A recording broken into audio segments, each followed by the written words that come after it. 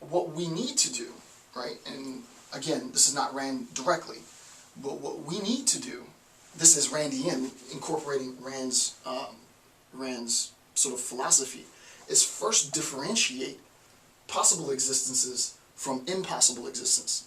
That's what I would argue, right? The first step is to make a differentiation between possible existences and impossible existences. You would be a fool to waste your time trying to bring something that's impossible into existence. No one will ever, under any condition, bring the circle square into reality. That will never happen. No one will ever make the impossible circle square an actual existence, right?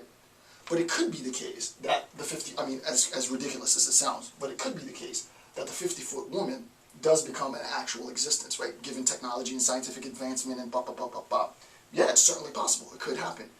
If that's something you want to do, the first thing you need to recognize is, what I'm trying to do, is it impossible? If it is, let me forego it. If it's possible, then I recognize, now I can move to the second step, integration.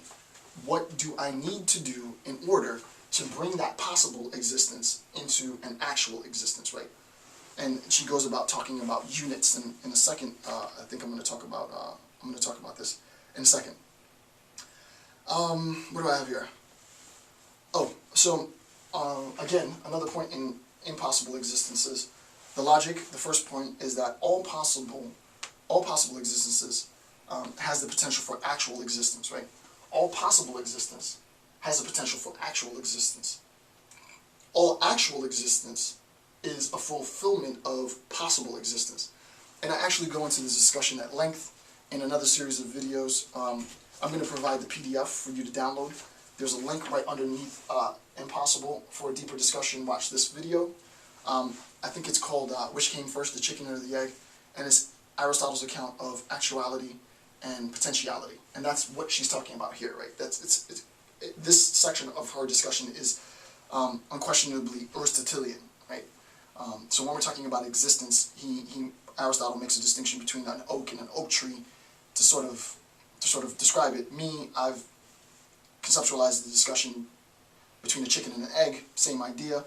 If you want more of this idea of existences and actual impossibility, you can watch that section of the video to get more information.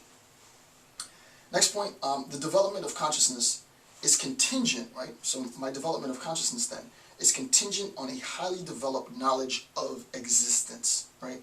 I have to be able to recognize, and I have to be able to differentiate between actual existence, which is obvious, it's here, between possible existence. It doesn't exist yet in this world as an objective fact, but it could exist in this world as an objective fact. And what I do is I create a system in which I bring that thing into existence, right? And the way that you go about doing this is by making a discrimination and then integrating things that will bring about the existence of this thing. What she does is she talks about 3 stages in developing the concept of existence, right? So before we can even, and this is what I love about Rand, is that before we can even get to this point, right, of talking about the different classes of existence, she wants to give you what philosophers like to call the conditions for the possibility of, right? What are the conditions for the possibility of existence? What are the necessary parts which collectively become sufficient for me having an understanding of existence? And she talks about these things. So let's look at what those things are.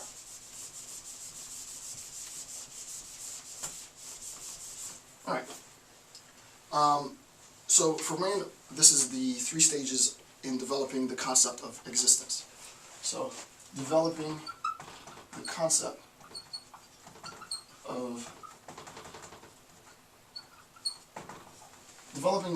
of existence. The first is what's known as, and this is not her words, it's her ideas, but I sort of had to consolidate a lot of the text into just pinpoints, so bullet points so that you can understand it. Objective awareness.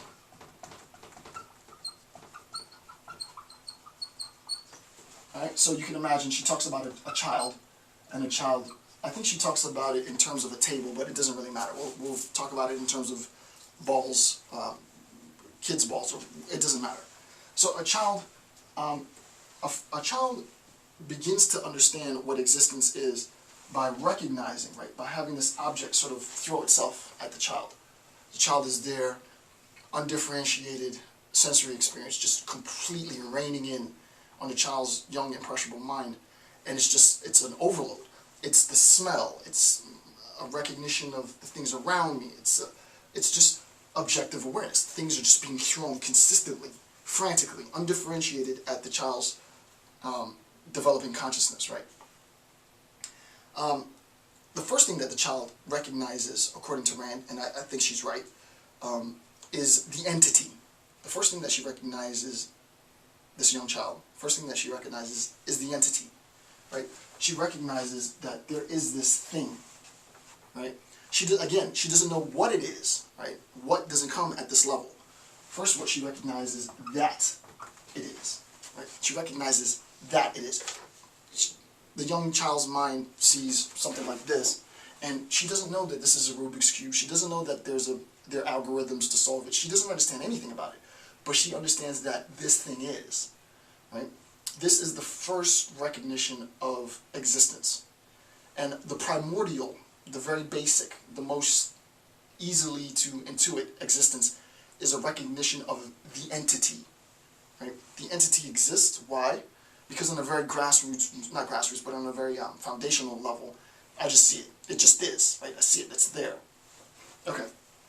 So, objective awareness is an awareness that, and it is awareness of the.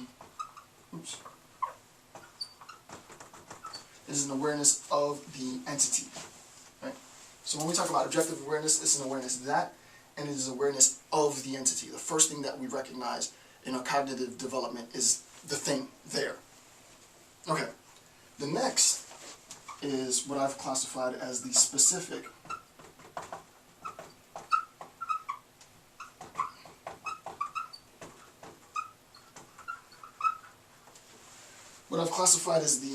specific objective awareness, right? So the child is here, and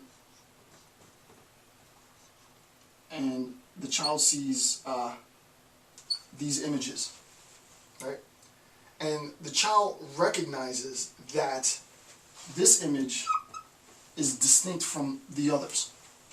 This image, for whatever reason, is different for the others. And remember, as I said, in differentiation is sort of the foundational account for pattern recognition.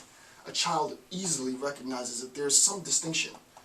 And imagine that these are 3D, different colored objects, right? This might be a little complex for a child to recognize at a young age, but a child recognizes that this particular ball that I'm playing with, despite the fact that I have others, this particular, I think the example that I used was a red ball, is different from all of my other balls. So there's a softball, there's a baseball, and there's a red fuzzy ball. The child has the ability to isolate one from the others, still not knowing what it is. Still only on the level of that. I only know that it is. But now I can discriminate, right? I can discriminate against entities. And what we do is we transition from entity to identity. We make a transition from knowledge of the entity to knowledge of an identity, right? So according to Rand, the next phase is recognizing the identity, right? This is a red ball. The child's not thinking this is a red ball. The child doesn't recognize, but the child is forming preference, right? The child might recognize that I like this one better than that one. I've identified something in this that's uniquely enticing for me. It might not be enticing for you, but it is uniquely enticing for me, and I've identified this object, this entity, as separate from the others, right? And this now becomes, it now attains an identity, right? We are all human beings, of course, but the particular human being that I've decided to marry is different from all the other human beings that exist in the world. I've selected her specifically out of all the possibilities, right? It's specific to me. Likewise, me to her. Okay.